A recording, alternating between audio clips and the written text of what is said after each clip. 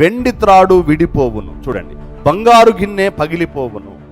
అంటే ఇక్కడ వెండి తాడు మామూలుగా ఈ సొలొమోను మరి ఇంట్లో చాలా దీపాలు ఉండేటువంటివి.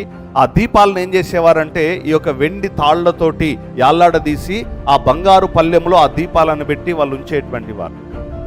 ఒక దాంట్లో ఉన్నటువంటి ఒక వెండి తాడు తెగిపోయినా కూడా ఏమైపోతుంది, ఆ దీపం అనేది కింద పడిపోయి ఆ పళ్ళెం అనేది పగిలిపోతాం.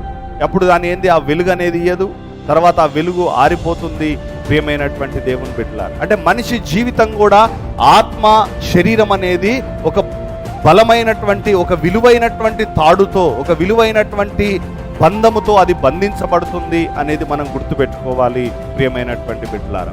అంటే అందుకే దేవుడు చెప్పాడు, ఈ ఆత్మను శరీరమును నశింపజేసేటువంటి దేవునికి మనం భయపడాలి. అందుకే ఆత్మహత్య అనేది చాలా పాపం.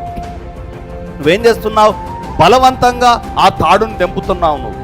అంటే దేవుడు ఈ రెండిటిని, ఆత్మను శరీరమును ఒక బంధాన్ని పెట్టి దేవుడు దాన్ని బంధించి ఉంచాడు. కానీ అది ఎప్పుడు తెగిపోతుంది అని అంటే శరీరము ఆత్మ విడిపోయినప్పుడు ఆ యొక్క తాడు అనేది, ఆ బంధాన్ని దేవుడు ఏం చేస్తాడు, తెంచేస్తాడు.